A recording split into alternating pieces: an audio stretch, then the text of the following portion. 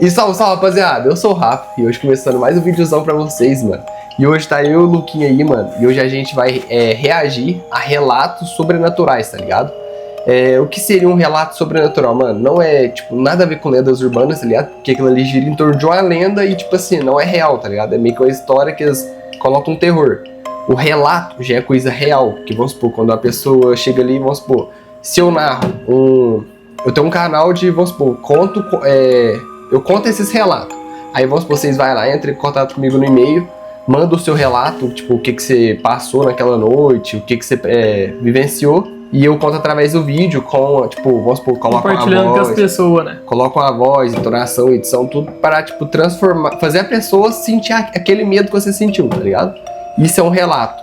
E é isso que a gente vai ver, mano. Agora já é meia-noite e pouco, tá ligado? Então, tipo assim, vai dar medo pra caralho, mano, porque o bagulho, querendo ou não, é verdadeiro, tá ligado? Baseado em fatos reais, igual eu falei pra vocês, são relatos. E hoje tá eu e o Luquinha, mano, a gente vai reagir a esses aí. E tem outros pior, mano, que eu pretendo trazer, que diz que o bagulho é cabuloso, tá ligado? Que me indicaram.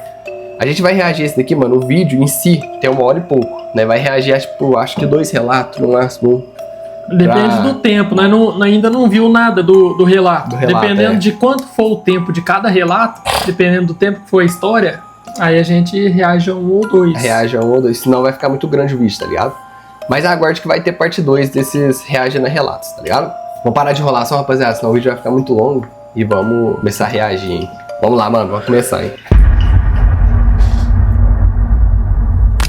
Começa logo assim, mano. Em sítio aí, rapaziada, só lembrando. Primeiro relato, hein? Tudo começou há uns 3 anos, quando eu e Cira decidimos sair da capital. A gente morava num apartamento pequeno, barulho o dia todo, trânsito, aquela vida que muita gente conhece. Eu trabalho com TI, posso fazer quase tudo de casa.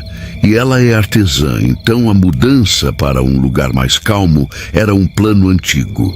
Depois de muita procura, achamos um sítio pequeno, coisa de uns 2 alqueires, numa cidadezinha do interior chamada apenas de O Distrito.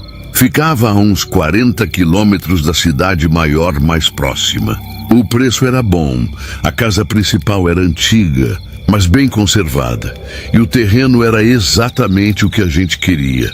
Um pouco de pasto, uma área de mata nos fundos e um pomar descuidado. Quando fomos fechar o negócio, o antigo dono, um senhor já bem idoso que estava se mudando para perto dos filhos, nos apresentou ao caseiro. O nome dele era Nilo. Ele devia ter uns 70 e poucos anos, talvez mais. Era um homem baixo, muito magro, de pele queimada de sol e com umas mãos que pareciam feitas de raiz de árvore. Ele morava numa casinha simples, mas arrumada, perto do portão de entrada do sítio. O antigo dono nos disse que Nilo já estava ali há mais de 30 anos. Ele conhecia cada palmo daquelas terras, cada árvore, cada bicho. Era quieto, falava o mínimo necessário e tinha um jeito meio permanente, como se fizesse parte da paisagem. Decidimos mantê-lo claro. Era o certo a se fazer e, para ser honesto, a gente não entendia nada de cuidar de um sítio. Nos primeiros meses, nossa rotina e a de Nilo corriam em paralelo. A gente acordava com o barulho do galo dele, via ele sair com as ferramentas para cuidar da cerca ou do pomar, e no fim da tarde ele voltava para a casinha dele. Ele não era de muita conversa, dava bom dia, boa tarde, e só falava mais se a gente perguntasse alguma coisa específica sobre a propriedade. Seu Nilo, aquela bomba d'água faz um barulho estranho, é normal? E ele respondia, sempre fez. E era isso. Ele tinha umas manias, uns hábitos que nunca mudavam. Todo santo dia, por volta das 6 da tarde, quando o sol sumia atrás do morro, ele acendia um lampião a querosene. A gente até achava curioso, porque ele tinha eletricidade na casa dele, mas ele preferia o lampião. Depois de acender, ele fazia uma ronda. Saía da casinha dele com o lampião na mão e caminhava devagar por toda a propriedade. Passava pelo galinheiro. Ia até a porteira dos fundos, perto da mata. Voltava pelo pasto, conferia a bomba d'água e o pequeno depósito de ferramentas. A gente via a luz amarelada do lampião se movendo na escuridão. Um ponto de luz que subia e descia devagar, balançando no ritmo dos passos dele. Durava uns 40 minutos essa ronda. Depois, a luz voltava para a casinha dele e se apagava. Era como um relógio. A gente sabia que o dia tinha acabado quando a ronda do seu Nilo terminava. A gente se acostumou com aquilo. E luzinha amarela passeando no escuro era parte da nossa noite. Trazia uma sensação de que tudo estava em ordem. Passou 1 ano e meio assim. A gente já estava totalmente adaptado à vida no sítio. Eu trabalhava no meu escritório, Cira no ateliê dela, e Nilo cuidava de tudo do lado de fora. Um dia, numa terça-feira, a gente achou estranho não ver ele pela manhã. O galo cantou, o sol subiu e nada. Fui até a casinha dele, chamei e ninguém respondeu. A porta estava só encostada. Entrei e encontrei ele na cama. Parecia que estava dormindo. Tinha falecido durante a noite. O médico da cidade vizinha veio, atestou a morte por causas naturais, coisa da idade. Ele não tinha família, ninguém que a gente soubesse. Os vizinhos mais antigos comentaram que ele veio de longe, muitos anos atrás, e nunca falou do passado. Nós cuidamos de tudo, do enterro simples no cemitério do distrito. Foi um dia estranho, silencioso. A casinha dele ficou vazia. Nas primeiras semanas, a ausência dele foi muito sentida. Era esquisito não ver a figura magra dele de chapéu andando pelo terreno. Era mais esquisito ainda o silêncio. A gente que teve que aprender a cuidar das galinhas, a ligar a bomba, a consertar uma cerca. A noite, principalmente, era diferente. Sem a luz do lampião fazendo a ronda, a escuridão parecia mais densa, mais completa. O sítio parecia maior e mais vazio. A primeira vez que aconteceu foi mais ou menos 1 mês depois da morte dele. Era uma noite de sábado. Eu estava na sala vendo um filme com as luzes apagadas. A TV ficava de frente para uma janela grande que dava para a varanda e para o quintal. Durante uma cena mais escura do filme, a tela ficou quase preta por 1 segundo. Nesse instante vi um reflexo na tela. Não era o meu reflexo, nem o da Cira, que estava no sofá ao meu lado. Foi rápido, um vulto passando do lado de fora, na área do quintal. O que me chamou a atenção foi um ponto de luz amarelada, baixo, que se movia junto com o vulto. Pensei que fosse um vizinho, algum carro passando na estradinha de terra lá longe, mas não fazia sentido. A luz era fraca, como a de uma vela ou um lampião. Pulei do sofá e fui até a janela. Olhei para fora. Não tinha nada. Escuridão total, só o som dos grilos. Cira perguntou o que foi. Eu disse que achei ter visto alguma coisa. Não dei muita importância, pensei que fosse um truque de luz. O reflexo de alguma coisa de dentro da sala na tela da TV. Umas 2 semanas depois, aconteceu de novo. Desta vez foi Cira. Ela estava no banheiro escovando os dentes antes de dormir. O espelho do banheiro é grande, fica em cima da pia. Ela me contou depois, de um jeito muito calmo, objetivo. Disse que enquanto olhava para o próprio rosto no espelho, viu por cima do ombro um reflexo atrás dela. Era a imagem de um homem parado no batente da porta do banheiro, segurando um lampião aceso. A descrição dela foi precisa. Um homem baixo, de chapéu, com a luz amarelada iluminando o chão perto dele. Ela disse que não sentiu medo. Foi mais uma surpresa, uma estranheza. Instintivamente ela se virou. Não tinha ninguém na porta. O corredor estava vazio e escuro. Ela voltou a olhar para o espelho e o reflexo também não estava mais lá. Ela veio para o quarto e me contou. A voz dela era firme, não tinha choro nem histeria. Ela só estava relatando um fato. Laerte, Eu vi uma coisa no espelho. Parecia o seu Nilo.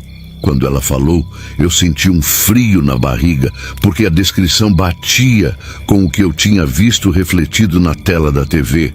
A figura de um homem e a luz amarelada. Contei para ela o meu incidente. Ficamos um tempo em silêncio processando. Não tentamos buscar explicações, nem falamos em fantasma ou coisa do tipo. A gente só constatou que nós dois vimos algo parecido, em momentos diferentes. Decidimos não comentar mais sobre isso, deixar pra lá. Talvez fosse o estresse, a saudade, a nossa cabeça nos pregando peças. Mas não parou. Os eventos começaram a ficar mais frequentes e sempre da mesma forma, através de reflexos. Eu estava na cozinha, de noite, lavando um copo. A janela da pia, durante a noite, vira um espelho escuro. Eu vi claramente o reflexo dele passando lá atrás, no quintal. A silhueta magra, o andar lento, o balanço do lampião na mão direita. Eu olhava para fora e não havia nada. Apenas o breu. Cira o viu no reflexo do micro-ondas desligado. Estava preparando um chá e viu a imagem dele passar atrás dela, cruzando a cozinha. Ela se virou e a cozinha estava vazia. Nunca era uma aparição direta. Nunca o vimos com nossos próprios olhos, apenas o reflexo dele. Em janelas, espelhos na tela da TV ou do computador desligado, na superfície polida de um móvel de madeira escura, até numa panela de inox que estava pendurada na parede. E era sempre a mesma cena. Nilo, com suas roupas de trabalho, seu chapéu, caminhando devagar, segurando um lampião. O rosto dele nunca era nítido. Era mais a forma geral, a silhueta que a gente conhecia tão bem. Ele nunca olhava para nós. Estava sempre de perfil passando, como se estivesse no meio da sua ronda noturna. O mais estranho era a luz do lampião. No reflexo ela era viva, amarela, trêmula. Mas quando olhávamos para o local real, não havia fonte de luz alguma. Começamos a testar as coisas de forma metódica. Quando um de nós via o reflexo, o outro ia imediatamente para fora com uma lanterna potente para ver se havia alguém. Nunca encontramos ninguém. Nenhuma pegada, nenhum sinal. Os cachorros que tínhamos, 2 vira-latas que dormiam na varanda, nunca latiam. Eles agiam como se nada estivesse acontecendo. Isso era o que mais nos intrigava. Se houvesse alguém de fato andando pelo quintal, os cachorros fariam um escândalo. Certo dia, eu estava trabalhando no meu escritório. A janela fica de frente para a estradinha de acesso ao sítio. Era fim de tarde, umas 5:30. A luz já estava diminuindo. Eu desviei o olhar da tela do computador por um instante e olhei para a janela. No vidro, vi o reflexo dele. Mas desta vez foi diferente. Ele não estava passando. Estava parado, perto do portão de entrada, de costas para a casa, como se estivesse olhando para a estrada. O lampião estava no chão ao lado dele. Fiquei observando o reflexo por uns 10 segundos. Era nítido. Então, levantei a cabeça e olhei diretamente para o portão. Não tinha ninguém lá. O portão estava fechado e o espaço em volta vazio. Quando voltei a olhar para o reflexo na janela, ele também não estava mais lá. Isso começou a se tornar parte da nossa rotina. A gente não se assustava mais, no sentido de gritar ou sair correndo. Era mais uma sensação constante de estranheza, de que algo estava fora do lugar. A gente se acostumou. Às vezes, Cira estava na sala costurando e dizia, sem levantar a cabeça, "Ele passou agora na janela da sala." Eu respondia da cozinha, "Eu sei, vi pelo reflexo na porta do armário." Era assim, factual. Não havia mais o que discutir. Decidimos tirar o espelho grande do nosso quarto. Pensamos que talvez, com menos superfícies refletoras, os eventos diminuíssem. Colocamos o espelho no depósito de ferramentas. Não adiantou. Naquela mesma noite eu estava no carro, manobrando para guardar na garagem. Olhei pelo retrovisor interno e o vi. O reflexo dele estava no banco de trás do carro, sentado, olhando para a janela, com o lampião apagado no colo. Gelei. Foi a primeira vez que o vi dentro de um espaço nosso. Freiei o carro, me virei para olhar o banco de trás, vazio. Olhei de novo no retrovisor e o reflexo tinha sumido. O pior foi a vez do espelho do depósito. Cira precisou pegar uma furadeira e foi até lá. O depósito é escuro, só tem uma lâmpada fraca. O espelho que tiramos do quarto estava encostado na parede dos fundos, coberto com um lençol velho. Ela disse que quando entrou, sentiu o cheiro. Um cheiro muito específico que a gente associava a ele. Uma mistura de terra úmida, fumo de rolo e querosene. O cheiro estava forte lá dentro. Ela pegou a furadeira e, quando estava saindo, olhou para o espelho. O lençol tinha escorregado um pouco e, numa fresta do vidro, ela viu o reflexo dele. Ele estava em pé no meio do depósito, de frente para ela, olhando diretamente para o espelho. E, segundo ela, pela primeira vez, ele não estava segurando o lampião. O lampião estava no chão, aceso. O reflexo dele levantou uma mão lentamente e tocou a superfície do espelho por dentro. Cira disse que largou a furadeira e saiu de lá. Não correu, apenas andou rápido. Fechou a porta e voltou para casa. Ela me contou isso com a voz completamente neutra. Naquela noite fui até o depósito. O cheiro tinha sumido. Acendi a luz e olhei o espelho.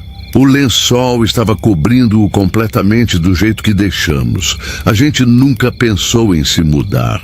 O sítio era nossa casa. E, de certa forma, o que acontecia não era ameaçador. Era só errado, inexplicável. Não havia som, não havia interação direta. Era apenas um eco visual, preso em superfícies refletoras. Um registro de uma rotina que não existia mais. Tentamos uma coisa. Compramos um lampião exatamente igual ao dele numa loja de antiguidades. Numa noite, acendi o lampião e refiz o caminho exato da ronda que ele fazia. Caminhei devagar, passei pelo galinheiro, pela porteira dos fundos, voltei pelo pasto. Cira ficou me observando da janela da cozinha. Quando terminei e voltei para casa, perguntei a ela: "E aí?" Ela balançou a cabeça. "Nada. Só vi você andando com o lampião." Naquela mesma noite, mais tarde, estávamos na cozinha e vimos o reflexo dele na janela escura. Ele estava fazendo a ronda dele com o lampião dele. Nossa tentativa não mudou nada. Era como se existissem duas versões da mesma realidade, e uma delas só aparecesse em reflexos. O tempo foi passando. Faz quase 2 anos que convivemos com isso. E acontece talvez 2, 3 vezes por semana. Às vezes, ficamos umas semanas sem ver nada. E quando pensamos que acabou, ele aparece de novo.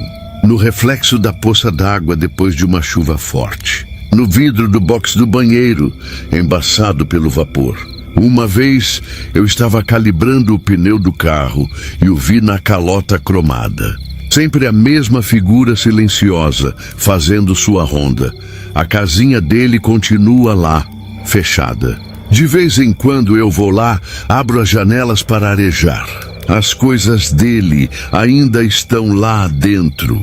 A cama arrumada, as poucas roupas no armário, as ferramentas encostadas na parede. O lampião dele não está lá. A gente nunca encontrou o lampião original. Procuramos em tudo depois que ele morreu. Na casa, no depósito, em toda a propriedade. Ele simplesmente não estava em lugar nenhum. Outro dia, um amigo nosso da cidade veio nos visitar, passou o fim de semana aqui.